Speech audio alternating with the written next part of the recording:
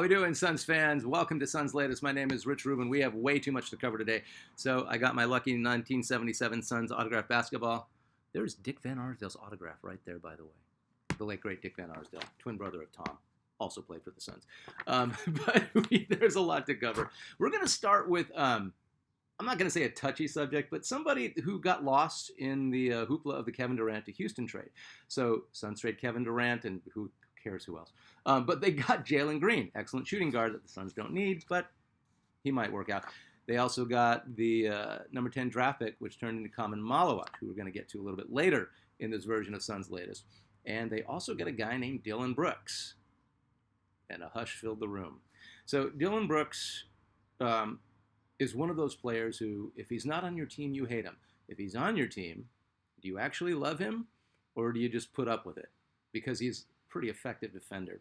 So, and I'm talking the level of hate that Dillon Brooks brings if he's not on your team is like Bill Laimbeer level hate, where you want to see him get knocked out. Not hurt, not annihilated, but you would like to see him get his. Hasn't happened yet. Dillon Brooks is I will say that on the court, he's pretty wily. He kind of knows exactly who he is, and he kind of leans into it. So, arguably the most hated player in the league. It's a different kind of hate, not the hate that Draymond Green gets. Draymond Green gets it because he should know better. He's too articulate. He's too nice. He's too cool. He's a team leader. He's a great player. He's one-time Defensive Player of the Year, always in mention for all defensive teams in the NBA. I don't like Draymond either, but to be fair, the spotlight's been on him because he's part of the last dynasty. The Warriors are the last NBA dynasty that we know of until somebody starts winning a whole bunch of titles in a row. So with that comes being watched under a microscope. So every little thing a guy like Draymond Green does gets magnified, and people talk about it. And then there's controversy, and that in a weird way is good for the league. But kicking guys in the groin, I don't care who you are, that's a bunch of crap. Stop doing it, Draymond. You're too old for this crap. So if Draymond is on your team, like Dillon Brooks, you're probably thinking, yeah, that's fine. But see, Draymond has won, and Draymond has a specialty. He is, no question, one of the best defenders of all time. Dillon Brooks hasn't done anything. Dillon Brooks hasn't won anything. Yes, I think he was a second-team All-NBA player in 2019. Nothing to sneeze at. Dillon Brooks is consistently one of the best defensive players in the league. But, there's a Patrick Beverley made an all-defensive team, and he's in China. So he's not Draymond Jr. He's his own kind of pain in the butt, but he's a very effective one, and he's a much better offensive player than Draymond. So in 2018, this is hysterical. In 2018, Brooks was thought to be involved in a failed three-way trade between the Wizards, the Grizzlies, the team he was on at the time before he got to the Rockets, and eventually the Suns, and the Grizzlies, Wizards, and the Suns. That was the trade. But and this just cracks me up, because a billion-dollar industry like the NBA can screw something up so bad. The confusion was between Marshawn Brooks and Dillon Brooks. Similar name teammate, also on the Grizzlies. Marshawn Brooks, the Memphis front office did not want to trade Dillon Brooks. They wanted to trade Marshawn Brooks, so the NBA stepped in and said, this trade is off. We're not doing this trade. Dillon is now on his third team, and not much of anything has been said about his role on the Suns. He was interviewed at the Wizards-Suns Summer League game last Friday, and you could see that he kind of didn't know what the plan is for him. He's talked with Coach Ott, the new coach of the Suns. He's definitely somebody the Suns could use. They need, I'm not going to say an enforcer, but they need a tough guy. They need a guy who's not going to back down defensively. They need somebody that's going to mix it up. That being said, as much as I want it, he still doesn't know what his role is going to be with the Suns. I don't know if he's coming off the bench. I don't know if he's going to be a starter. I have no idea, and I don't think he does, and I don't think the team does either. He has a history of flagrant fouls, being a pest, talking really nasty trash, like the personal stuff, calling LeBron James old during a playoff series, which they eventually lost. See, now that's dumb. Wait to talk that type of stuff after you've won the series. But if you're in the middle of it, you're just poking the hornet's nest. One thing about off the court, he has a restraining order against his ex, and his ex has a restraining order against him. This is the mother of his two children, and they were never married. That's all I'm going to say about off the court stuff. I think with Suns Latest, I'm going to stay away from, unless it's just like you can't ignore it. But that stuff happens to people who aren't famous, so I'm going to leave it there. He did make an all-defensive team, as I mentioned. He's as good as it gets on that, and it overshadows his defense more than his His BS overshadows his defense more than it has to. But the Suns desperately need this type of toughness. Also, questionable shot selection. At the same time, he has made clutch shots, and he's not afraid to. I mean, no, you don't want him taking the last-second shot if you have Devin Booker and or Bradley Beal on your team. Bradley Beal's not going to be on the Suns come to the beginning of the season. But he's not afraid to take the shot. And his confidence is good enough for a guy that would rather pass off and make it even harder for it to get a last-second shot off. So there's give and take with that. I think he's been traded 3 times because of the on-court BS. And teams kind of get fed up with it. Now, to be fair, you have a chance to have Dillon Brooks or Kevin Durant. You're going to take Kevin Durant. But I would like to see Dillon Brooks develop into a guy that's stable, because he could be a stable guy if he would stop the crap. He'll still be an effective defender, and he'll still get in guys' heads. I don't think he's an idiot. He says idiot things. But it has been my history with the Suns, watching games ever since I was a tiny kid. The Suns organization, I don't care if it's a new owner, I don't care if it's a new front office, which it is this year, they don't put up with guys that really go crazy off the court. And they don't really put up with guys that do stupid crap on the court. It's just never really been that kind of an organization. The image of the Suns, if you will, just not going to go there. And never been a hard-nosed defensive team either, so maybe they need to change it. But yeah, organizations like the Suns don't hang on to guys like Dillon Brooks too long, so we shall see. Moving on. Excuse me. Moving on to Ryan Dunn. So this is interesting. Ryan Dunn, I can't believe I just did the Doug Collins. It's interesting. Colin Cowherd does that too. That's how they transition. I'll never do that again. I hope not. Ryan Dunn, Suns draft pick from last year. Under coach Mike Budenholzer, who was a one-and-done coach, didn't really get to see Ryan Dunn a lot. He did get a start after Bradley Beal got injured. His first start gets a triple-double, gets 18 points, shoots 9 for 12, gets 11 rebounds. At least 10 assists, obviously. But I didn't really get to see the whole player profile of Ryan Dunn, and I think we missed out. I think after the All-Star break, when Coach lost the locker room and the Suns were just kind of coasting and not really finding their identity as a team, well, put him in. He's a rookie. You got nothing to lose. You're not making the playoffs. I mean, they knew that. And this guy's a defensive player, and let him develop. His three-point shooting was 31%. Not so great, but he can improve on that. He did make a couple of threes. He's adjusted his shot. He showed that he's adjusted his downhill in the Summer League, in the same Washington game where Dillon Brooks was interviewed. Ryan Dunn was clearly the best player on the court, and that was against three number 1 draft picks for the Wizards and a bunch of rotation players. So there's no question that Dunn can play. There's no question that Dunn has the chops. He does need court time. I'd like to see more of that with Ryan Dunn. He can defend small forwards. He can defend both guard positions. He's also the kind of guy with the attitude, if you asked him to, he'd defend the power forward and the center. He shouldn't have to, but he can. And he would. And he'd do his scrappy jobs in the way Mikal Bridges used to do for the Suns. I'll defend anybody. Just put me in front of him. So he should get more chances this year.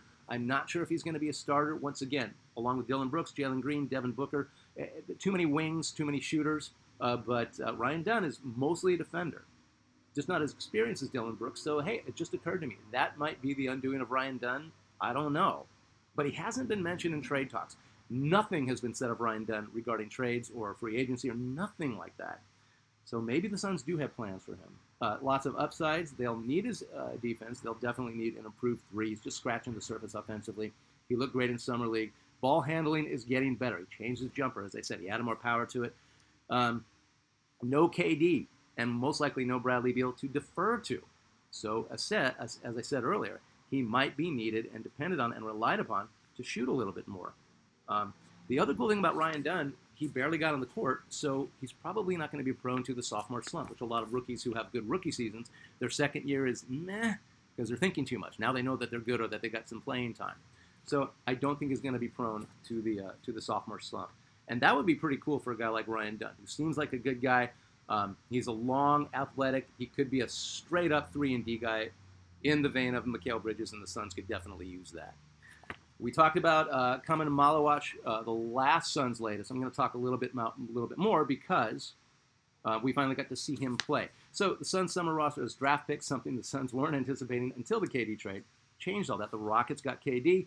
The Suns got Jalen Green, Dillon Brooks, and they also got the number 10 pick in the draft by Houston, Khaman Maluach, 7'2", back to the basket, defensive-minded alley-oop center. We went over all this stuff, but here's the thing. He's 19 years old. That's good and bad. He's 19. He's incredibly young. So it's not going to be expected for him to start and carry the team. I don't want him to start and carry the team as the starting center. It's too much for a 19-year-old. That being said, this guy does not have to be told to hustle. This guy does not have to be told to block shots, play defense, pick and roll for an alley-oop. That's already there. The rest of it, huge project. The best part, 19 years old, clearly wants to work, clearly wants to kick ass. Solid debut in the NBA Summer League with the root of the Wizards, same game that Ryan Dunn went crazy. 103-84 over the Wizards. 14 points, 5 for 13 shooting, 5 rebounds, a few blocks. Got to work on the mid-range. Don't need this guy jacking threes. Let me ask you this. You have a 7'2" guy, and unless it's Brook Lopez or Miles Turner, stretch fives, do you really want your center spotting up the three-point line? Think about it. Is it needed? You need another three-point shooter, especially in the Suns, who would basically have 4 wings, and then you have Devin Booker. Do you really want this guy out there? I want the guy in the low post. I want the guy defending that basket. I want a rim protector. So not a finished product. He'll get some minutes. Not a starting NBA center yet. Got a lot to work on. He's not a stretch five, as I said, like a Miles Turner or Brook Lopez. He's a good guy. Best attitude I have seen for a one-and-done college player, especially out of Duke. Grayson Allen from Duke is on the Suns, so maybe they can form a connection there, and maybe they can become, maybe they can help each other. Maybe Grayson Allen can sort of mentor him. I feel blessed to be able to step onto the NBA floor, the last interview Maluach had, and that is really promising and really cool. Finally, new feature on Suns Latest. We're going to end with Suns Legend of the Day. So as you see behind me, there's a poster of Larry Nance. You see it? There it is. It's all reversed. And then Paul Westphal, his Nike poster. So as I've made it very clear, I am a very old school Suns fan from day one. They were the only show in town growing up in Phoenix, and they practiced down the street at the Jewish Community Center. So you could just go and say hi to them and get your little basketball that you bought at the Suns game autograph. This is from 1977. Al Bianchi, assistant coach, Dale Schluter, Ira Terrell, John McLeod, Tom Van Arsdale, Paul Westphal. So prized possession. I should have taken better care of that. But Suns Legend of the Day. Now the Suns, people forget, have one of the highest winning percentages in NBA history, and they have a ton of all-stars and a ton of great players in their history and a ton of Hall of Famers. I know they haven't won a title. Sorry about that. Suns Legend of the Day, Charlie Scott, named the first black scholarship basketball player for the North Carolina Tar Heels. Charlie Scott. It's important trivia. And remember, Charlie Scott is the example of being so good they can't ignore you, even if you might be one-dimensional. He was a legend at Rucker Park in Brooklyn. If you don't know about Rucker Park, we're going to do a segment on that down the road. Valedictorian of his high school senior class. Charlie Scott ain't no dummy. Charlie Scott averaged 22 points and 7 rebounds over his college career, peaking at 27 points per game his senior year. That's without the three-point line. And Charlie Scott was never afraid of a long-range shot. That might have been Pete Maravich territory. He might have been over 35 points a game his last year. He had 2-time All-American, 3-time All-ACC selection, led UNC to back-to-back Final Four appearances in 68 and 69 with nothing but pure offense. He was also a gold medalist, 68 Summer Olympics, along with future NBA stars JoJo White and Spencer Haywood. In fact, he played with JoJo White in the Celtics backcourt that beat the Suns in 76. Don't remind me. I'll keep reminding myself. Celtics drafted Charlie Scott in 1970. He had already signed a contract with the ABA's Virginia Squires and became the ABA Rookie of the Year. And guess what he averaged? 27 points per game, same as he did the year before in college. The next year, he led the ABA in scoring with over 34 points a game. Now, I know it's the ABA. They didn't emphasize defense. But I don't care. If you're a second-year player and you're over 30, that's some good shooting. So Charlie Scott could freaking score. But like a lot of guys in the ABA, he became fed up with the ABA. Deferred payments that didn't show up. Weird arenas, empty arenas, bizarre travel, bizarre accommodations. And he jumped to the NBA, joined the Suns in 1972. When I was a little kid, I had the privilege of seeing Charlie Scott play live. And this was that guy, one of the first guys that people noticed. He's as fast in the fourth quarter as he was in the first quarter. His conditioning was incredible. Charlie Scott was rail thin for his college career all the way to the end of his pro career. He was a stick. He was ripped, but he wasn't huge. You're like, where is the strength coming from? It's sort of like watching Steph Curry. I'm not comparing him to Steph Curry, but you look at a guy like Steph Curry, who never stops moving, and is kind of slight of build for a big, for an NBA player. but he never gets tired. Steph Curry in the third overtime is as effective as he was in the first quarter. Charlie Scott did the same thing. Never stopped moving. And a lot of people thought, oh, it's his conditioning. It's like, no, he just wants to shoot. So he's like, well, if I can move, if I can shoot, if I can get the ball, I got to keep moving. So that was what motivated him. And it was really fun to watch. His mindset was shoot first, and he got labeled one-dimensional. He got labeled a ball hog. But there was no question he was going to get a shot. He was going to get his points, and nobody could defend that. And that makes for a valuable NBA player. Charlie Scott went to 3 straight All-Star games as a Phoenix Sun, 73, 74, and 75, and along with another Suns legend, Connie Hawkins, which I forgot they played together for 1 year. He was the first true star the Suns had. Not superstar, not MVP candidate, but he was a star, and he was the show, and he was fun to watch.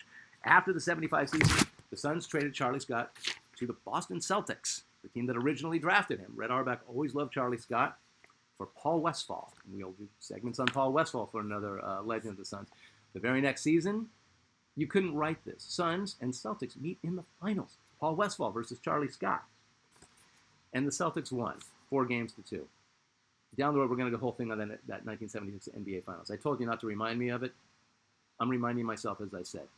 The Suns got screwed out of that title, and we're going to delve deep into that. It's really cool. It's a big part of NBA history, and it has to do with the greatest game ever played in finals history. Arguably the greatest game ever played in NBA history, the triple overtime game in the Boston Garden that the Celtics won. They shouldn't have won. They didn't really technically win. Scott later played for the Lakers and the Nuggets. Retired in 1980, almost 15,000 combined ABA and NBA points.